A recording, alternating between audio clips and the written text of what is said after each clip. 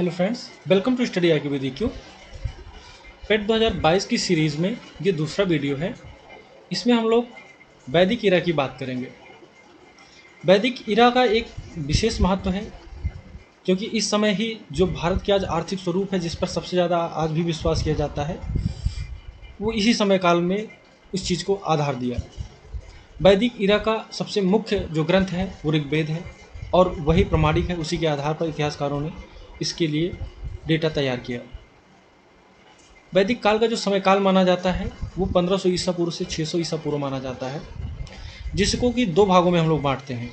एक है ऋग्वैदिक काल और दूसरा है उत्तर वैदिक काल। ऋग्वैदिक काल की बात करते हैं तो इसका समय 1500 से 1000 ईसा पूर्व है, और इसका जो प्रमुख ग्रंथ है वो ऋग्वेद था। इसका समाज ग्रामीण था, और सबसे ज़्यादा महत्वपूर्ण जो व्यवसाय था वो पशुपालन था। परिवार का मुखिया पिता होता था, महिलाओं का पूर्ण सम्मान था, और इंद्र जो है यहाँ के प्रमुख देवता हैं। ये चीज़ स्पष्ट होती है क्योंकि ऋग्वेद में सबसे ज़्यादा बार इंद्र की बात की गई है, लगभग 250 बार। उसके बाद जो दूसरे स्थान पर देवता आते हैं वो अग्नि आते हैं, जिनको कि मानव और देवताओं का मध्यस्थ कहा गया है। फिर आता है उत्तर वैदिक काल का समय। इसमें चीज़ें थोड़ा बदलती हैं। जो अभी तक कार्यों के आधार पर वर्ण व्यवस्था वगैरह ऋग्वैदिक काल में चल रही थी, अब उसका आधार जन्म हो गया। ठीक है।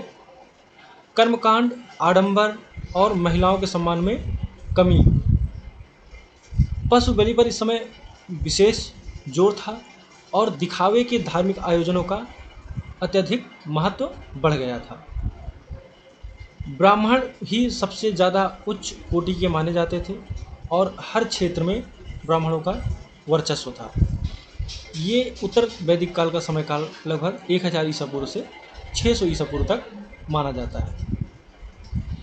इसके बाद हम देखते हैं कि ऋग्वेद, जिसमें कि उस समय का वर्णन मिलता है, वर्तमान नदियों के नाम में कुछ परिवर्तन थे। जैसे कुर्रम, जो कि सिंधु की सहायक नदी है, इसको कुरु नाम से जानते थे। काबुल, ये भी सिंधु की सहायक नदी है, इसको कुभा के नाम से जानते थे। बितस्ता, ये झेलम के नाम से जानते थे। अस्किनी, चिनाब। ठीक है। इसी तरीके से परशुनी नाम से रावी को जानते थे। शतुद्री के नाम से सतलज को जानते थे। विपाशा के नाम से ब्यास को जानते थे। सदानीरा कौन था? गंडक नदी। दृष्टति, घग्गर। गोमती, गोमल। क्या ये सब इम्पॉर्टेंट है? तो ऐसा नहीं कहा जा सकता। सब इम्पॉर्टेंट तो नहीं हम कह सकते हम। इसमें से हम कुछ आपको बताते हैं किन पर विशेष फोकस देना है। सबसे पहले झेलम नदी का नाम याद रखिए। क्यों? बितस्ता का युद्ध, जो कि सिकंदर और पोरस का युद्ध हुआ था, इसलिए इम्पॉर्टेंट है।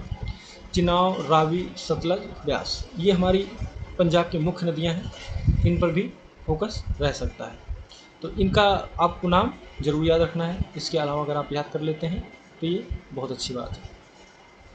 आगे देखते हैं। इसमें कुछ इम्पॉर्टेंट है कि जैसे जो पुरोहित हैं अलग अलग वेदों के, ठीक है, मतलब जो उस वेद का पठन पाठन करते हैं और उसमें लिखित कर्मकांड को पूरा करवाते हैं, उनका अलग अलग नाम होता है। ऋग्वेद का जो यजमान होता है, जो माफ़ करिए, जो पुरोहित होता है, उसको होत्री कहते हैं। सामवेद का जो पुरोहित होता है उसको उद्गाता कहते हैं। यजुर्वेद का पुरोहित अध्वर्यु, और अथर्ववेद का पुरोहित ब्रह्मा।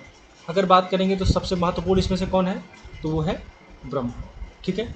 उद्गाता आपको कैसे याद रखेगा, आप याद रखेंगे, आपको पता है कि सामवेद कैसे जो है, किस टाइप के श्लोक लिखे हैं इसमें, गाए जा सकने वाले। ठीक है।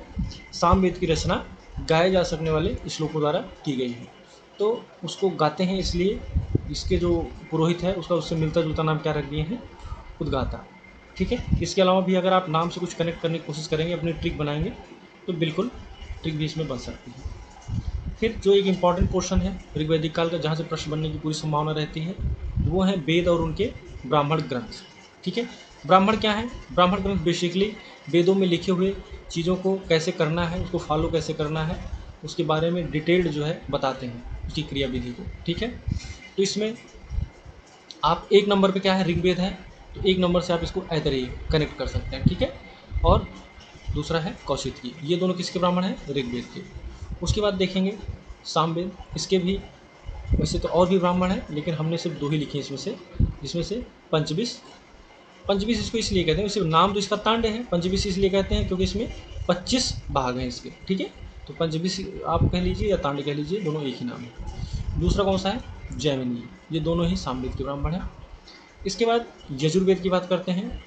तो यजुर्वेद इस सीक्वेंस में हमारे तीसरे नंबर पे आ रहा है, और इसका जो ब्राह्मण ग्रंथ है वो तैत्तरीय है। और अगला कौन सा है? सतपथ। इसी तरीके से अथर्ववेद का जो ब्राह्मण है वो क्या है? गोपथ, ठीक है। तो इस तरीके से ये सारे ही इम्पॉर्टेंट हैं। इसमें कभी पूछा जा सकता है कि किस वेद का संबंधित कौन सा ब्राह्मण है, तो इसको आप ज़रूर याद करेंगे।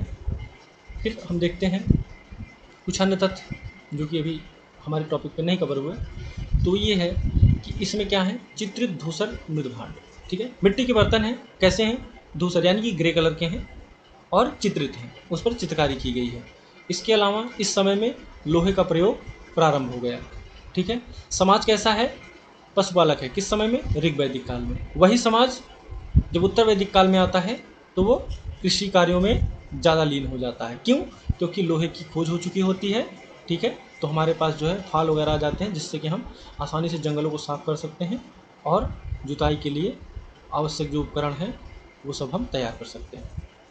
इस तरीके से इस वीडियो में भी हमारी हेल्प की है मिस्टर वीर सिंह ने इस पीपीटी को बनाने में। और ये सीरीज़ को देखने के लिए बहुत बहुत धन्यवाद। नेक्स्ट वीडियो जल्दी ही अपलोड होगा। Thank you very much.